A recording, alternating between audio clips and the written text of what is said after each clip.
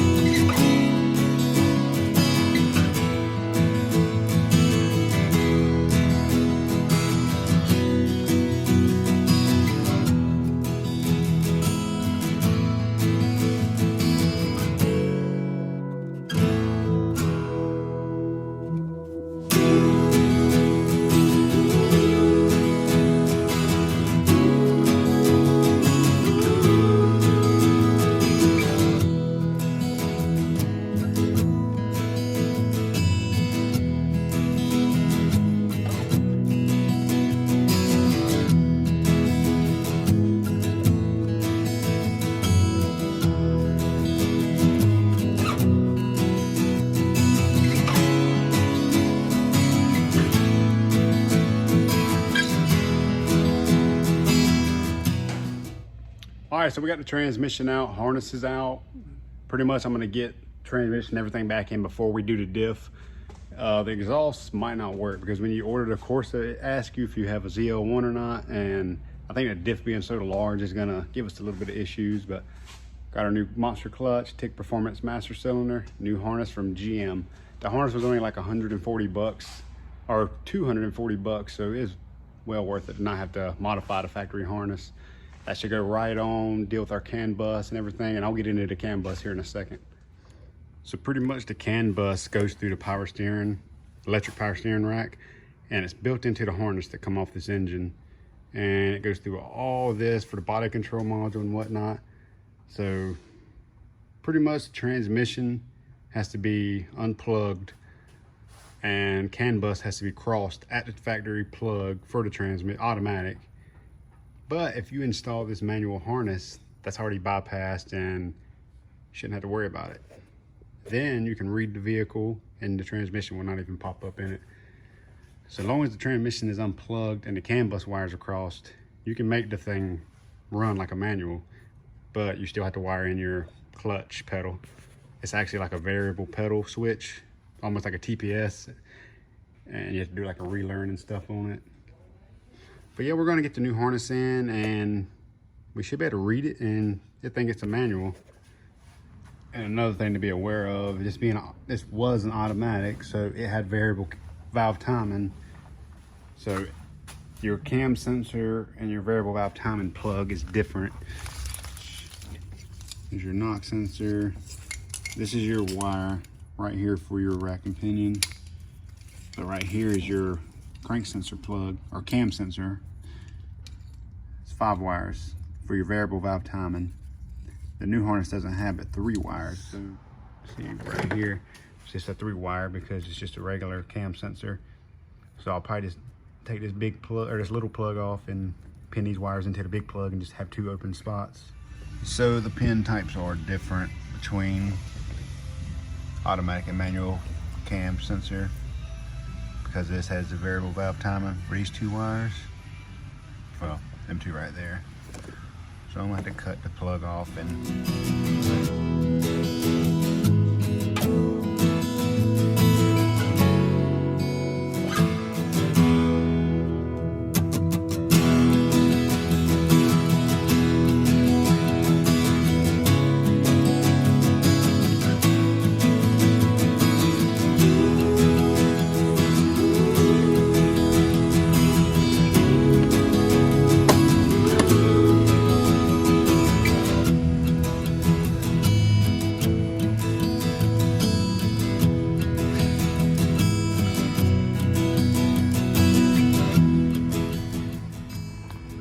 So one thing I wanted to check was, obviously coming from, this is the automatic shifter. I want to see if it fit that hole. Because I was thinking with the manual shifter, I might have to modify some stuff. It honestly looks the same. Wow, GM, thank you. So that's obviously perfect. All right, so that's good news. So it's very cool that I'm gonna be able to just use that shifter in the automatic car so perfect. Everything's coming together and I'm very happy about it. So I guess the next part is I'm just gonna get the clutch on it and get everything ready for the transmission to go in.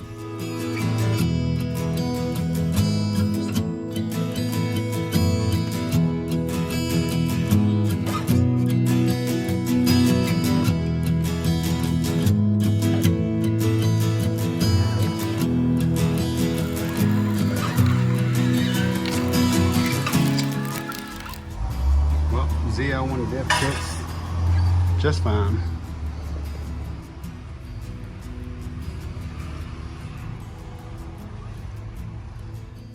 All right, so we got the ZL1 diff installed.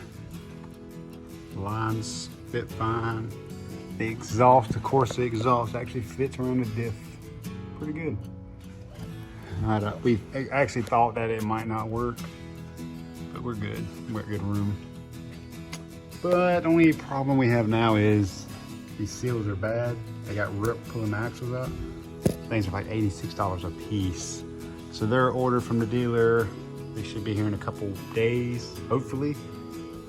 Got the BC coilovers on the rear. And the flywheel that Tick Performance sent us from Monster was an 8-volt flywheel for ZL1.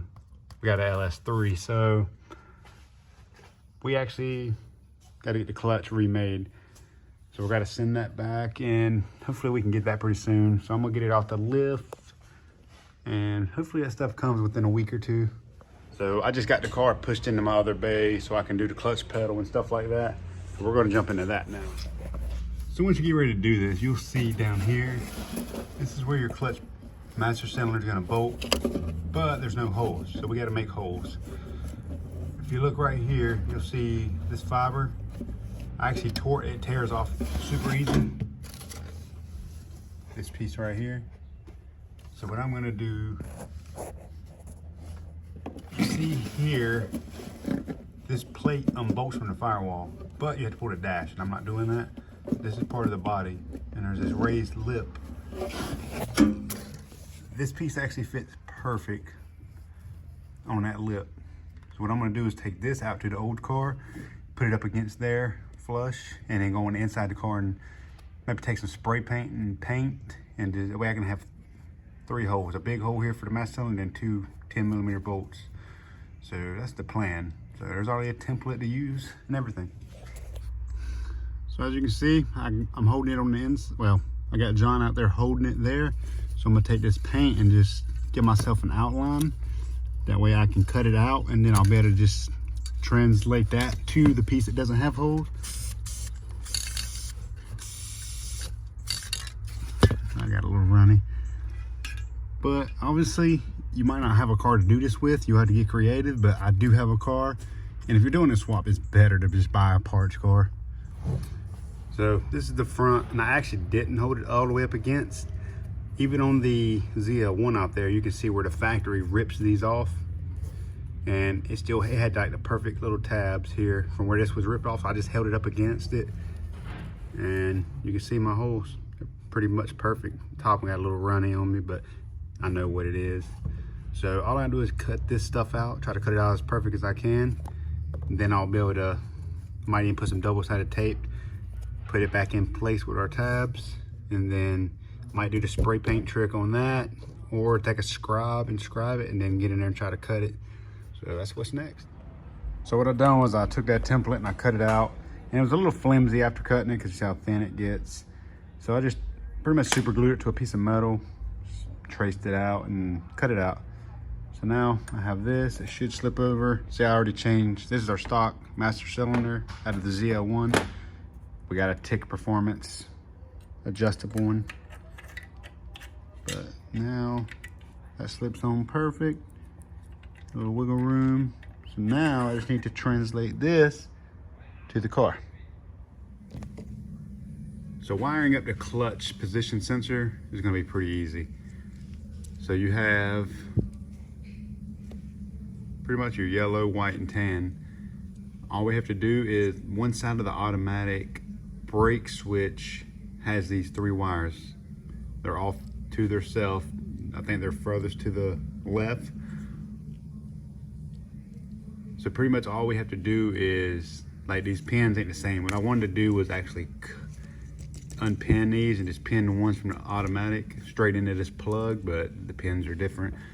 So all I have to do is pretty much crimp, solder, tape, and this plug will be perfectly fine.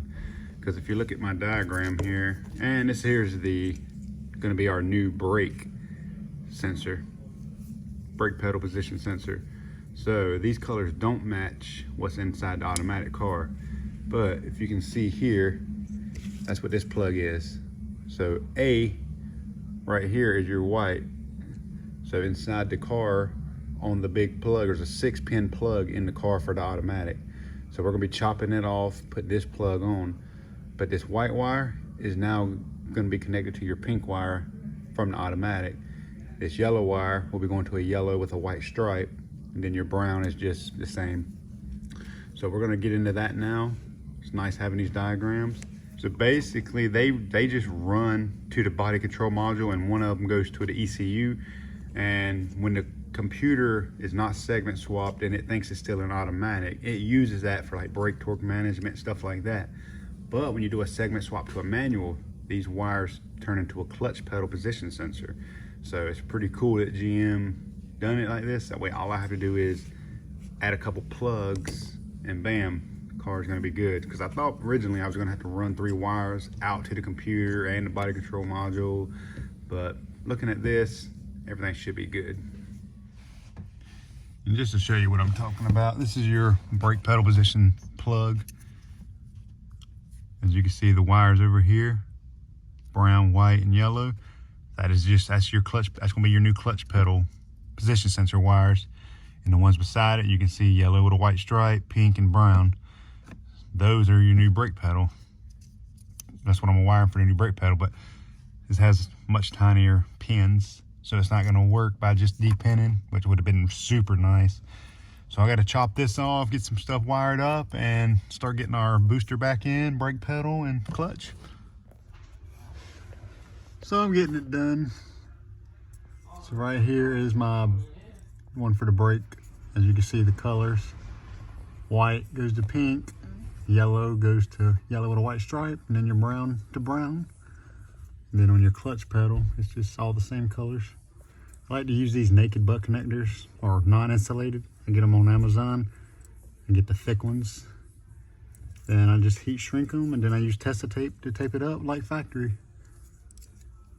So I'm gonna get these heat shrinked and get it all wrapped, and I'll show you what it looks like.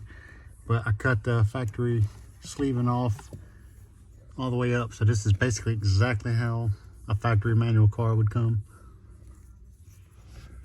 Well, we are all done. So now we have our clutch pedal wiring, and we have our brake pedal. And if you look up there, like, it all looks factory.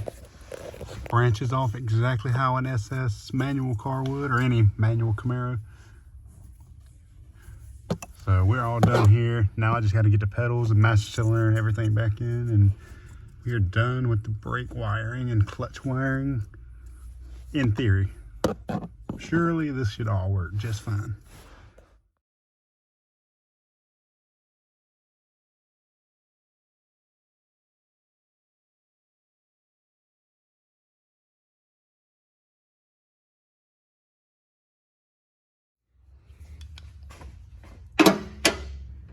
And just like that, we have everything back together. And automatic uses the brake pressure sensor, manual doesn't. So that's, I could probably grab it, the elbow off of the Z01 out back, but this is already plumb for all of our boost and boost gauge and stuff. But if you look down in there, it's bolted in, fitting good. And GM made it really easy, because This is the ZL1 master cylinder, which is the same. But even on the master cylinder off of his car, they give you the nipple. It's just like kind of heated up, and like you can just take and cut that off and use this master cylinder to run your hose to your slave, well, your clutch master. And yeah, simple.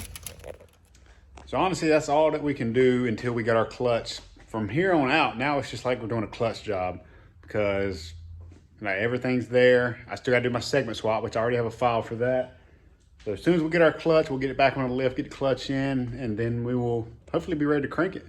So I appreciate you watching. Hit that subscribe button, and we will see you in the next one.